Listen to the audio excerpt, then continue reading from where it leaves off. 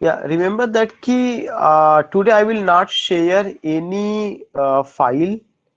Yeah, I will not share any. You can say key my whiteboard. And I would like to inform you that कि in today's LT class हम लोग जिस पे बात करेंगे that is a beautiful essay written by Bertrand Russell. उसमें Bertrand Russell का जो essay है that's a very philosophical essay. That's the name of that essay is The Road to Happiness. You will come to know that is in your syllabus. But here I would like to tell you why I'm not sharing any PDF file. The reason is that first I would like to interact with you कि generally what is the proper way how a person can be happy, how a person can enjoy in his life. Then I would like to tell you कि what is the opinion of Bertrand Russell. So एक important point तो यही आता है कि आखिर जो road to happiness जो शब्द रखा गया है कि रोड टू हैप्पीनेस या खुश होने का जो हमारा तरीका है, खुश होने का जो हमारा कारण है, कैसे हम खुश रह सकते हैं या खुश होने के रोड क्या है। तो एक आपको जो जानकारी होनी चाहिए या जो इस एसे में बताया गया कि the road here does not mean any highway या here does not mean that any concrete का रोड बना हुआ है, no not at all. The road here refers the way, what are the way by following those points या by following those you can say कि norms a person can be a happy one. So you will come to know when we talk about Bertrand Russell, we know it very well. He was one of the most popular philosophers of the world in the 20th century, early last decade of the 19th century and early 20th century. वो last decade of the 19th century और early 20th century के बहुत ही बड़े essayist में शुमार किए जाते हैं। उनका कई सारा इम्पोर्टेंट एसे है, बहुत सारा उनका आपका कह सकते हैं कि प्रोज में बहुत उन्होंने काम किया है। लेकिन ये जो एसे है the road to happiness, why it is important? It is important that कि Bertrand Russell came in such an era. That era was an era of mechanical life. Try to understand the word. कि Bertrand Russell जिस समय आए थे वह 20th century का शुरुआती दौर था और विक्टोरियन एज का अंतिम दशक था। आप देखेंगे कि वह दौर एक ऐसे था जहां पे मैकेनिकल लाइफ आप पाते हैं। What life you find the mechanical life, number one point. Number two point, you find an industrial life, you find an industrial life, you find mechanical life, and you find such a life where there is a room for doubt, dispute and distraction. हम एक ऐसी जिंदगी जीते हैं या हम एक ऐसी जगह पाते हैं जहाँ पे डाउट है, डिस्प्यूट है और डिस्ट्रैक्शन है। ये चीज ध्यान में रखने लायक है। दूसरा चीज है कि do you find is there any importance of relationship in early modern age and the last decade of Victorian age. How the human relationship was, जो ह्यूमन रिलेशनशिप था वो कैसे था, या बर्ट्रांड रसेल को क्यों जरूरत पड़ी कि इस तरह के एसे उन्होंने लिखा। ऐसे में कोई ऐसा फिलॉसफी नहीं है, कोई ऐसा चीज नहीं है which you don't know and which you don't do in your life. There are the two important things. Whatever has been told by Bertrand Russell, we see in our daily life. Not only we see, but we live such type of life. We even live also.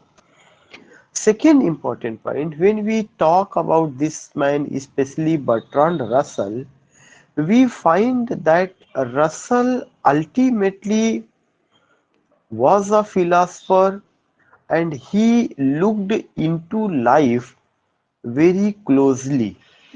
And he was not a such type of philosopher who talks about God, who talks about life after death, who talks about, you can say, heaven, hell. In this essay, I am not talking about overall, but in this essay, the essay which I'm going to take, in this essay you don't find that he is going to talk about life after death, God, yeah, do something by which you will reserve your seat in heaven. उनका ये नहीं कहना कि आप कोई अच्छा काम करिए इससे आपकी सीट हेवन में रिजर्व होगी, वो इस तरह की बातें नहीं करते हैं. Bertrand Russell tells about such a life which you and I live, a life in which you find so many obstacles, so many hindrances, so many problems, yeah, which ultimately are the basic cause of unhappiness. Try to understand the word, not happiness, unhappiness. जो जीवन हम जीते हैं उसमें हम कुछ इस तरह से जीते हैं या कुछ इस तरह से रहते हैं कि कुछ दुश्वारियां, कुछ दिक्कतें, कुछ समस्याएं आती हैं जो हमारे अनहैप्पीनेस का कारण बनता है. उन्हीं कारण को उन्होंने हाईलाइट किया है. फिर उन कारण को अगर हम निवारण में तब्दील कर दें, उसका निवारण पाले, means if we try to get the solution of those problem, naturally happiness will come in our life. उन्होंने बहुत बेसिक बातें बताई, बहुत ही बेसिक बातें. दूसरा इम्पोर्टेंट, जब आप इस तरह की लाइफ को लेकर के बात करते हैं या जीते हैं, तो एक ये होता है कि जिस एज की हम बात कर रहे हैं, that age was the age of the two world war. That age was the age of the conflict between science and religion. That age was the age of the mechanical life. That age was an age of industrial life. That age was the age of the degradation of the moral values. That age was an age of what? It was an age of colonialism, imperialism. It was an age of war. It was an age of trade and commerce. It was an age of in which we don't find any bondage, any human relationship or bondage of human relationship between you and I. यह एक ऐसा as था जहां आप देखेंगे युद्ध दस्तक दे रहा है 14 से लेकर 18 तक, 39 से लेकर 45 तक, जिस एज में बर्ट्रांड रसल आते हैं. वह एक ऐसा एज था जहां पे इंडस्ट्री, पूरा एक इंडस्ट्रियल लाइफ, एक इंडस्ट्रियल कल्चर हमें देखने को मिलता है. वह एक ऐसा एज था जहां डाउट, डिस्प्यूट, डिस्ट्रैक्शन है. वह एक ऐसा एज था जहां यू और आई के बीच में कॉन्फ्लिक्ट है. You is not ready to welcome I and I is not ready to give room to you. इनके बीच में एक कॉन्फ्लिक्ट देखने को मिलेगा. तो all over the side you find tension, you find inferiority complex, you find the over ambition, not only the over ambition of a particular person, of an individual, but you find some European nations who wants to rule all over the world. This was also the ambition of imperialistic nation of Europe. तो what I want to tell you कि जिस दौर में ऐसे लिखा गया या जिस दौर में लिखने का प्रयास किया गया आता है, it's very important that we must go with the basic structure of society. We must go with the basic norms in which the people were following the norms to live that life. So जो modern age है, ठीक है, railway आ गया था, computer आ गया था, aeroplane आ गया था, और आप कह सकते हैं कि बड़े बड़े जो लोग ख्वाबों में सोचते थे, सॉरी ख्वाबों में देखते थे, उसको उन्होंने हकीकत में तब्दील कर दिया था. लेकिन फिर वही क्वेश्चन आता है कि क्या इंसान की जिंदगी में सुकून था? क्या इंसान की जिंदगी में चैन था? क्या इंसान की जिंदगी में खुशियां थी? क्या इंसान की जिंदगी जो इतनी छोटी सी है, और वह इंसान जो अपने आप को रेशनल क्रिएचर ऑफ गॉड कहता है, क्या उसमें जरा भी एथिक्स बचा हुआ था? No, not at all. अगर आप टी.एस. एलियट का द वेस्टलैंड उठा के देखेंगे, जो वही जमाना रहा होगा 1922 में, नेक्स्ट ईयर 100 साल उसका पूरा होने जा रहा है। अगर आप टी.एस. एलियट का द वेस्टलैंड उठा के देखेंगे तो उनकी पहली लाइन है, अप्रैल इज द क्रूएलेस्ट मंथ। अगर आप टी.एस. एलियट की लाइन उठा के देखेंगे तो एक ऐसा कल्चर देखने को मिलेगा, जो कल्चर पब का है, जो कल्चर रेस्तरां का है, जो कल्चर होटल का है, जो कल्चर आप कह सकते हैं कि मेगा मेट्रोपॉलिटन सिटीज का है। यह एक ऐसा कल्चर था जहाँ पे मटेरियलिस्टिक लाइफ थी, जहाँ पे रिलीजन का इम्पोर्टेंस नहीं था, गॉड का इम्पोर्टेंस नहीं था, ब्रदरहुड का इम्पोर्टेंस नहीं है, ह्यूमैनिटी का इम्पोर्टेंस नहीं है, बल्कि टेक्निकल और मैकेनिकल लाइफ का इम्पोर्टेंस था। एंड मैन बिकेम मशीन, या man was treated like a robot. अब सवाल ये उठता है कि क्या हम रजनीकांत के रोबोट हैं जो ऐश्वर्या से प्यार करने लगेगा? No, not at all. Robot is a robot, man is a man, machine is a machine, and human beings are human beings. हम रोबोट नहीं हो सकते हैं। जब हम रोबोटिक लाइफ, जब हम मैकेनिकल लाइफ जीना शुरू करते हैं और अपने सामने तमाम दुश्वारियों का माया जाल एक तरह से सजा लेते हैं, तभी जाकर के प्रॉब्लम शुरू होती है। रोड टू हैप्पीनेस जो एसे है, वो हमें यही बताता है कि आप एक, कह सकते हैं कि एक ऐसी मशीन है या एक ऐसे प्राणी है जिसमें नेचुरल इंस्टिंक्ट है। अब मैं डायरेक्ट ऐसे पर आ रहा हूँ, आप शब्दों को ध्यान से सुनिएगा कि एसेइस्ट कहता है कि यू हैव नेचुरल इंस्टिंक्ट, आपके अंदर नेचुरल इंस्टिंक्ट है। और वह नेचुरल इंस्टिंक्ट क्या है? कुछ इच्छाएं हैं, कुछ भावनाएं हैं, कुछ खुदा के द्वारा दी गई ऐसी चीजें हैं कि आप उसे किल नहीं कर सकते हैं। वो आप उसी नेचुरल इंस्टिंक्ट में रह करके ही आपको खुशियां मिलेंगी। अगर जो है नेचुरल इंस्टिंक्ट क्या है? रात बनी है सोने के लिए, और अगर मैं रात में मोबाइल देखूं तो मैं अपनी नेचुरल इंस्टिंक्ट के साथ खिलवाड़ कर रहा हूं। It means that I myself is creating hurdle in my life. रात बनी है कि आप जो है आराम करिए। नींद आपको सबसे ज्यादा कब आती है? रात में आती है। अगर कोई आदमी एक रात नहीं सोता है तो वो एक रात की नींद पूरा करने के लिए उसको दिन में और रात में भी सोना पड़ता है, तमाम बेचैनी होती है। लेकिन अगर आप दिन में ना सोइए तो ये बेचैनी नहीं होगी। अगर आप दिन में नहीं सोते हैं तो ऐसा नहीं है कि कभी आपको बेचैनी का एहसास होगा। If you don't get healthy sleep, sound sleep at night, you will feel unrest and anxiety. You will feel something कि you are not normal at all. So what I want to tell you कि एक सबसे बड़ी चीज उन्होंने कहा कि हमारे अंदर नेचुरल इंस्टिंक्ट है, और उस नेचुरल इंस्टिंक्ट को इंसान क्या कर रहा है? मार रहा है। जैसे एक हमारी नेचुरल इंस्टिंक्ट है, और वह क्या है कि चैरिटी। चैरिटी, एक इंसान दूसरे इंसान की मदद के लिए भी बनाया गया है। And you don't find this feeling among animals. Animals में अपना परिवार हो सकता है, लेकिन वहां पे जब लॉ एंड ऑर्डर की बात आती है तो there is no constitution, there is no law and order, there are no norms at all. If king is the if lion is the king of the forest, it means that you find only the monopoly of the king. You find only the monopoly of the king. You find only the monopoly of the lion. कोई भी दूसरा animal जो उससे कमजोर आएगा, lion उसको अपना शिकार बनाएगा। यह उसका नेचुरल इंस्टिंक्ट है। And lion can't compromise with this instinct.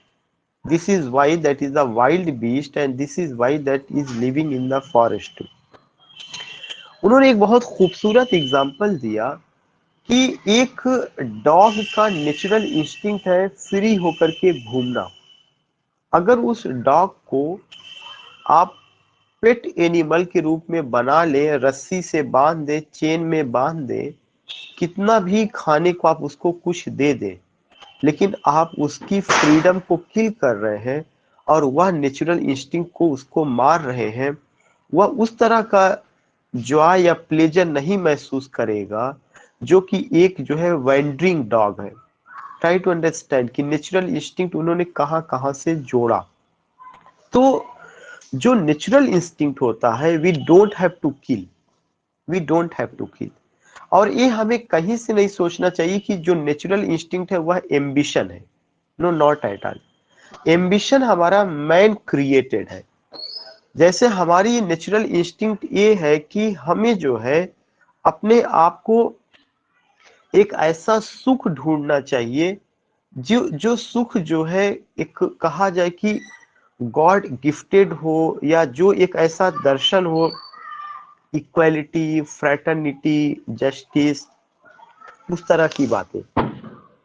एक नेचुरल इंस्टिंक्ट हमारी क्या है, जो मैंने वर्ड यूज किया था, चैरिटी। दुनिया में ये चीज हुआ है कि इंसान को सबसे ज्यादा खुशी तब मिलती है जब वह किसी को कुछ देता है, और बगैर लिए हुए, मदद के सेंस में। जब वह किसी को देता है तो उसको सबसे ज्यादा उसी समय खुशी होती है। अगर आप ये सोचिए कि आप जो है अपने घर में बहुत सारा सामान खरीद लाइए, यू हैव बैंक बैलेंस। अगर आप ये सोचिए कि आप जो है गोल्ड ले लीजिए, उससे आपको खुशी मिल जाए, तो वो खुशी या प्लीजर नहीं है। वो कुछ समय के लिए आपको क्या हो सकता है कि एक कंफर्ट जोन में ले जा सकता है। जब आप ये सोचते हैं कि आपके पास गोल्ड है, तो आपको ऐसा लगता है कि आपका फ्यूचर सुरक्षित है। वो खुशी खुशी नहीं है, वो ये लगता है कि आपका फ्यूचर सुरक्षित है। जब आपके पास बैंक बैलेंस होता है, तब आप ये सोचते हैं कि you are in comfort zone. If there will be any economic crisis, तब क्या होगा, वो चीजें आप जो है मैनेज कर लेंगे। If someone is ill and you need to consult doctor, doctor takes heavy fee या much fee, what do you do, उस समय आपको पैसे की जरूरत होती है। फिर दूसरा एग्जाम्पल है कि अगर आपके पास पैसा है, शोहरत है, इज्जत है, तमाम चीजें हैं, लेकिन आपका लड़का अगर आपका कहना नहीं मानता, या परिवार में हमेशा कॉन्फ्लिक्ट होता है, तो क्या ये सब रहने के बावजूद भी आपकी लाइफ में खुशियां होंगी? No, not at all. खुशियां नहीं होंगी if there is a conflict. तो जिस दौर में वो आए थे, ह्यूमन रिलेशनशिप में कॉन्फ्लिक्ट था। विक्टोरियन एज वैसे ही डाउट, डिस्प्यूट और डिस्ट्रैक्शन का जमाना था। मैकेनिकल लाइफ, रोबोटिक लाइफ, तमाम चीजें थी। इसीलिए उन्होंने कहा कि man can't be machine, man can't be robot, man should not live a life that is a robotic life, but man should try to live natural life. उसको अपनी natural instinct से कंप्रोमाइज नहीं करना चाहिए। हमारी नेचुरल इंस्टिंक्ट क्या है? Emotions है। हमारी नेचुरल इंस्टिंक्ट्स क्या है? फीलिंग्स है। हमारी नेचुरल इंस्टिंक्ट्स क्या है? हमारे जज्बात है। हमारी नेचुरल इंस्टिंक्ट्स क्या है? मर्सी है। और इसी मर्सी को लेकर के, पिटी को लेकर के, कंपेशन को लेकर के, जिनरसिटी को लेकर के, और काइंड हार्टेड नेचर को लेकर के, William Shakespeare wrote a beautiful sonnet, mercy. Portia जो है शाइलॉक से ये नहीं कहती कि आप हमें पैसा दे दीजिए, या मैं आपको पैसा दे रही हूं और आप क्या करिए, माफ कर दीजिए। बल्कि वह उसको जो माफ करने की जब दुहाई देती है, शाइलॉक जब सब कुछ इनकार कर देता है, तो वो उसको किसकी याद दिलाती? ईश्वर की याद दिलाती है, और कहती कि show mercy. Mercy mercy is a natural gift. वहां पे उसने नहीं कहा कि मर्सी जो है किसी रोबोट की देन है, मर्सी किसी साइंस की देन है। उसने कहा इट्स अ नेचुरल गिफ्ट्स। क्योंकि ह्यूमन जो बीइंग है उनमें ईश्वर ने ऐसी इंस्टिंक्ट डाली है कि वे दया दिखा सकते हैं। एक लायन हो सकता है कि अपने से जो कम ताकतवर एनिमल हो उसका शिकार कर ले, लेकिन मानव में ऐसा इंस्टिंक्ट है कि वह दया दिखाता है, वह माफ करता है। यही कारण है कि जो माफ करने वाला है, जो नेचुरल इंस्टिंक्ट को तरजीह देने वाला है, उसको ये कहा गया कि मारने वाले से बचाने वाले का अधिकार ज्यादा होता है। तो वहां पर भी जो फीलिंग्स जन्म लेती है वह नेचुरल इंस्टिंक्ट की है कि I just forgive someone, I showed mercy, I just stood in favor of someone who were in crisis, those who were needy person, I helped them। तो जब आप नेचुरल इंस्टिंक्ट को लेते हैं तो उसका कोई छोर नहीं है, उसकी कोई दशा नहीं है, उसकी कोई दिशा नहीं है, कहीं से भी आप उसको कनेक्ट करते जाते हैं। बीइंग अ टीचर, अगर एक टीचर ईमानदारी से जब वो रजिस्टर उठाता है, क्लास में जाता है, अटेंडेंस लेता है, अटेंडेंस ले करके और वो बच्चों से केवल बात करे मूवी की, बच्चों से केवल बात करे आपके घर में क्या पका है, आपने क्या खाया है, या इधर उधर की पॉलिटिक्स की बात करे, सिलेबस पे ना आए, तो यकीनन मानिए कि उसका दिल अंदर से एक बार ये जरूर कहेगा कि आप जस्टिस नहीं कर रहे हैं। उसका दिल एक बार कहेगा, वो उसे सुने या ना सुने, क्योंकि being a rational creature of God, your natural instincts are means your natural instinct call you that you are not doing justice with your students। तो वो चीज सुनने की जरूरत है। जब आप दिल खोल करके अपने बच्चे को देते हैं, पढ़ाते हैं, समझाते हैं, तो जो एक सुखद भावना होती है उसका कोई मूल्य नहीं होता। ठीक है, बैच चलता है, लोग पेमेंट करते हैं, वो अपनी जगह है। एक कमर्शियल लाइफ आदमी जी रहा है, लेकिन एक एक एक आप कह सकते हैं कि एक मार्केटिंग का दौर है। लेकिन अगर उसके बावजूद भी, लेने के बावजूद भी ईमानदारी से अगर कोई नहीं पढ़ाता है तो वो उसका दिल एक बार जरूर ये कहता है कि you are not doing justice. लेकिन नेचुरल इंस्टिंक्ट को सुनने की जरूरत है। जब आप उसको सुनते हैं और मन से, when you give something to your students or anyone, you find what?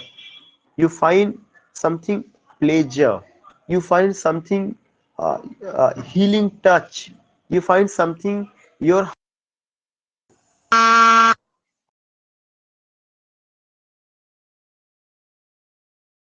heart dance, your soul want to listen music of humanity, music of goodness। तो जो उन्होंने कहा बर्ट्रांड रसल कि हमें जो इम्पोर्टेंस देनी है वो हमें अपने दिल की आवाज को देना है, हमें अपने आत्मा की आवाज को देना है, जहां से हमारी नेचुरल इंस्टिंक्ट निकलती है। Then the road of happiness will come. Then if you go with this thing तब आएगा। दूसरा चीज उन्होंने कहा कि जो लोग हैप्पीनेस चाहते हैं they must know happiness, if you are sitting at a particular place, you can't get pleasure, you can't get joy, you can't get happiness। Happiness needs labor, LABOUR। Happiness needs endeavor, happiness needs that you have to just do something। आपको कुछ करना चाहिए। If you are living a lazy life, if you are living only an idle life, just sitting in AC room, and in that room there is a big smart TV, and if you believe that you want to see धारावाहिक, तो वो धारावाहिक कुछ समय के लिए आपको अच्छा लगेगा, लेकिन वो हैप्पीनेस नहीं ला सकता। कोई आदमी आपको चॉकलेट दे देगा तो चॉकलेट खाने से हैप्पीनेस आपको नहीं आ पाएगा। हैप्पीनेस एक कहता है कि आपको तब आएगा जो कुछ आप करना चाहते हैं उसके लिए ईमानदारी से हाथ पैर मतलब चलाइए। ऐसा नहीं कि हैप्पीनेस बैठने से आएगा। जैसे अब वो एक प्रैक्टिकल एग्जांपल देते हैं कि someone has desire to be something, someone has desire to be something, and to achieve that goal you have to do something, you have to do hard labor. अब अगर कोई ये कहे कि नहीं सर, जॉर्ज रैमजे की कहानी, Tom Ramsay की कहानी, वो एक्सेप्शन हो सकता है, लेकिन अगर कोई ये कहे कि नहीं, बहुत सारे लोग ऐसे हैं जिन्होंने कोई हार्ड लेबर नहीं किया फिर भी उनके पास बहुत कुछ है, मैं ये मान सकता हूँ। Even in modern India there are so many people, they don't do, लेकिन they do something, they don't do but they do something, try to understand. वे कुछ ना कुछ तो दिमाग चलाते हैं, वो हो सकता है कि राइट डायरेक्शन में ना जाकर के रॉन्ग पाथ पे अडॉप्ट करते हो, लेकिन they are doing something.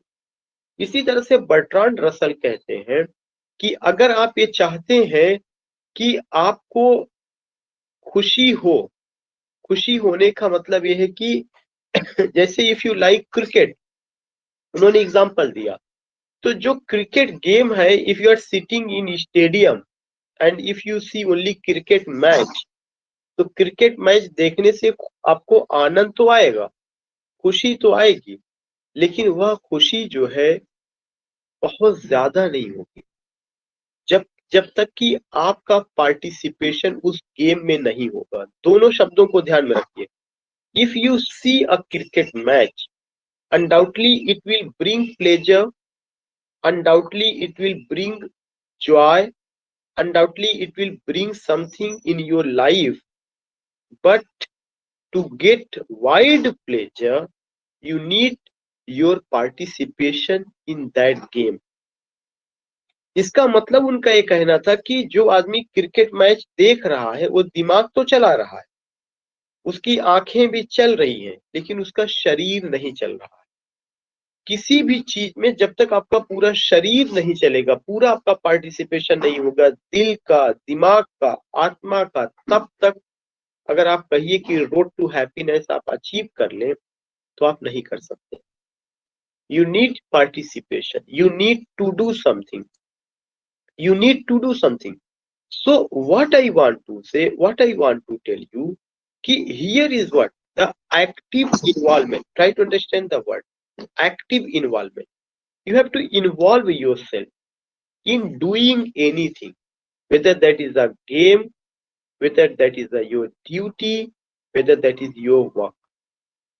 If you are, especially if you are in job and you are well qualified and you are not in higher education, you have done your PhD, you have done your MA, you have cleared UG, Senate, so many research papers you have, and you didn't get a job in higher education, but you are eligible for that post. Now you are serving such, you can say, if you are a teacher in intermediate colleges, high school, junior high school or primary में अगर आप teacher हैं, आपके दिमाग में हमेशा there will be a negative point, and what is that point कि I am well qualified, well researcher, but the system didn't allow me to get that post, I am the victim of the system. और आप हमेशा ये दिमाग में आपके चलता रहेगा, आप कोसते रहेंगे।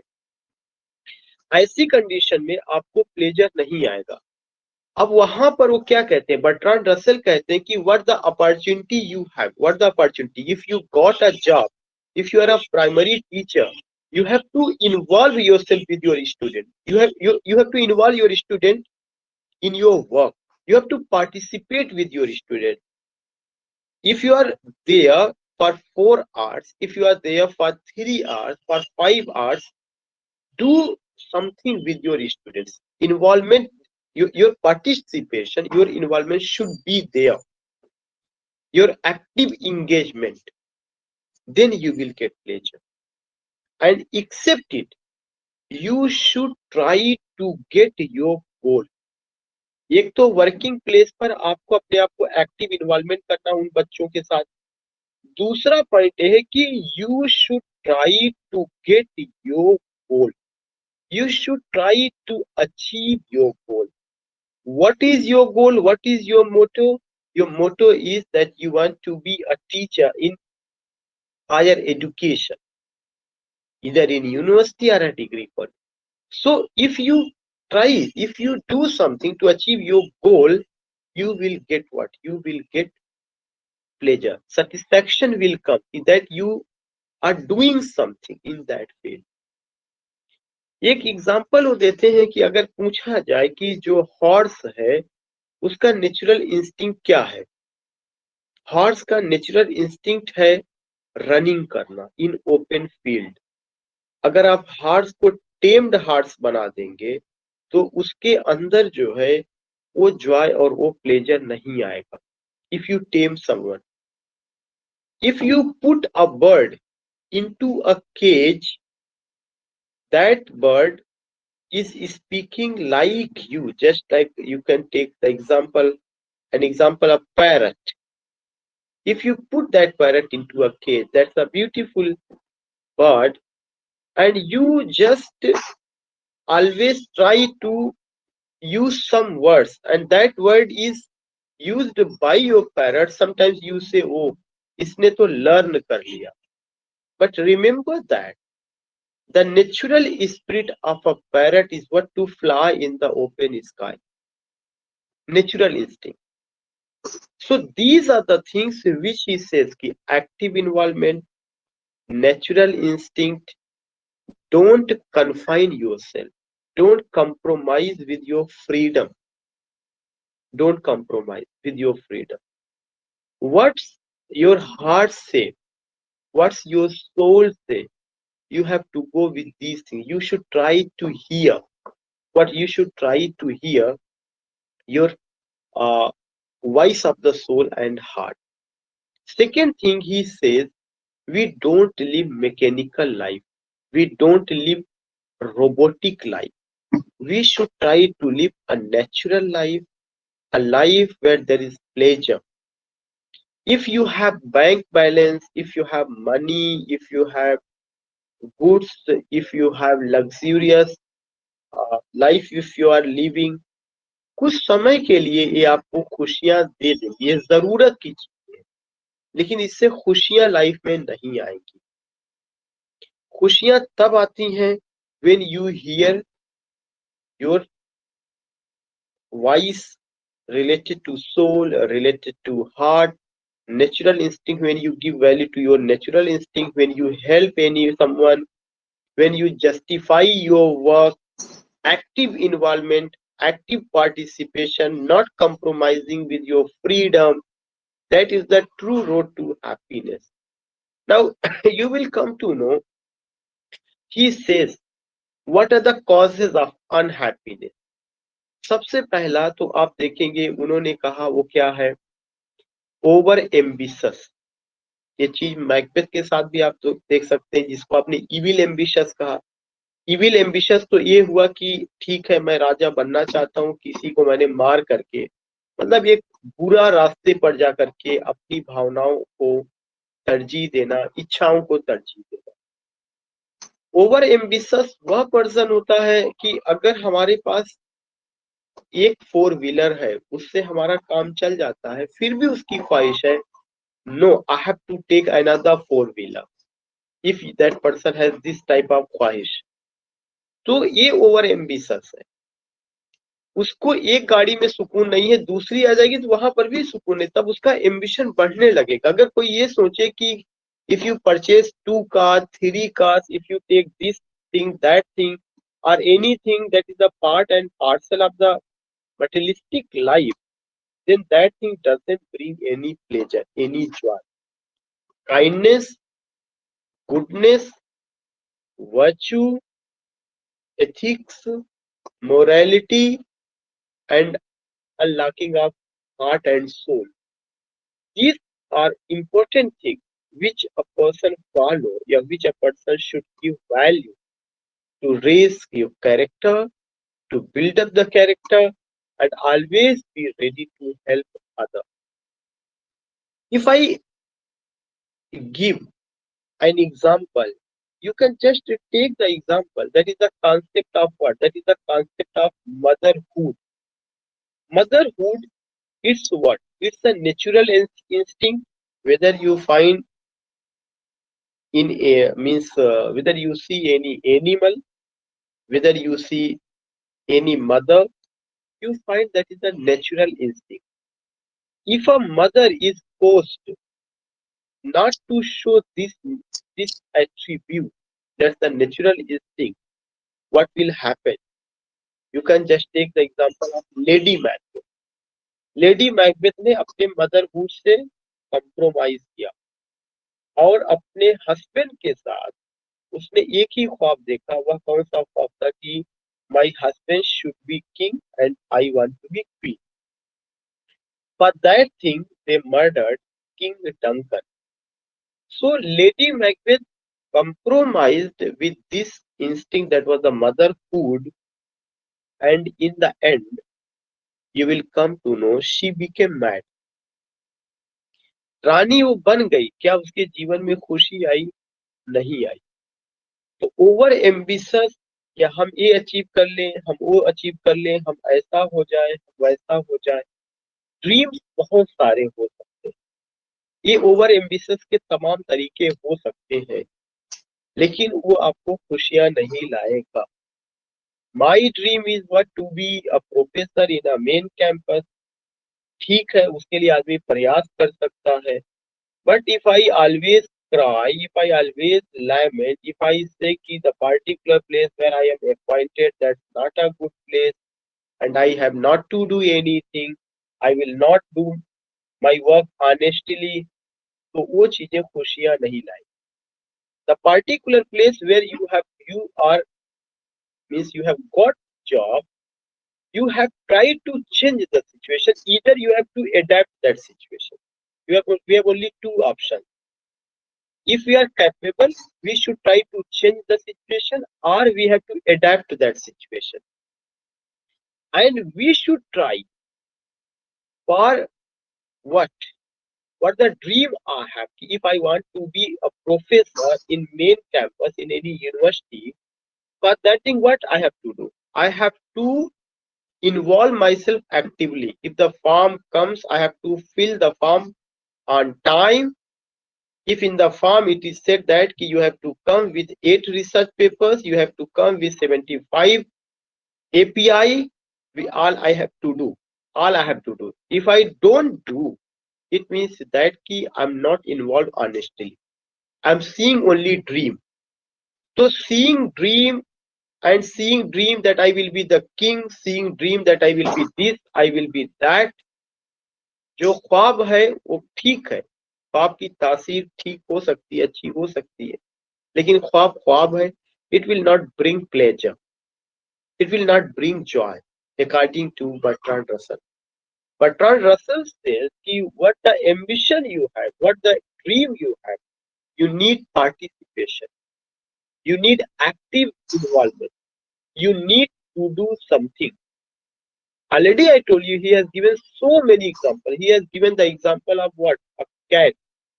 कैट का जो नेचुरल इंस्टिंक्ट है वो चूहे को चेस करना।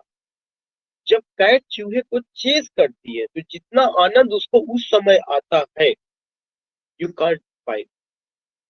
एक जो बछड़ा जन्म लेता है या एक जो लैम मेमना जो जन्म लेता है, जैसे ही वो 2 दिन 3 दिन का होता है, जिस तरह से वह फुदकता है, जैसी फ्रीडम उसको दी जाती है, उसको जो है चेन में नहीं बांधा जाता, उसको रस्सी से नहीं बांधा जाता, जो खुशी उसको उस समय मिलती है, जब वह बड़ा वही मेमना हो जाता है, बकरा बकरी बन जाता है, गाय बन जाता है या बैल का रूप ले लेता है, जैसे आप उसको रस्सी में बांधते हैं तो उसकी खुशियां, उसका नेचुरल इंस्टिंक्ट खत्म हो जाता है। उसको एक रास्ता दिखाई पड़ता है, ये मेरी जगह है, यहाँ मेरे लिए खाना आएगा, मुझे ये करना है, उसके बाद खेत में लोग ले जाएंगे, या जो मेरा प्रोडक्ट है उसका लोग मार्केटिंग करेंगे या अपने लिए यूज। तो जब एक मेमना जन्म लेता है तो जो खुशी उसमें है, that is the natural instinct, because that मेमना is free. Even in your own life, in childhood, जो हम लोगों का जीवन था, जो हम लोगों की चीजें थी, वो सारी की सारी चीजें, उस पर जो फ्रीडम था, कागज का बोर्ड बनाना, उस पर चींटे का रखना, बरसात के पानी में डाल देना, फिर उसके बाद पतंग का उड़ाना, गिल्ली डंडा खेलना, वो एक उम्र का एक ऐसा तकाजा या वो था कि वहां पर वो एक जॉय था, उसमें कोई बनावटीपन नहीं था। No religion, no caste, no boundary of region, language, we were free at all, we were free at all, that was the natural instinct. So in this way you will come to know ki how beautifully Bertrand Russell has described in the told in the essay, and he has given so many examples. He has narrated how a person can get the ultimate source of joy, the ultimate source of pleasure. Yeah, what is the proper, yeah, what is the right road of happiness. So just concluding, yeah, these were the things which I had to share with you, which I had to talk with you. If you have any query or anything, you can ask.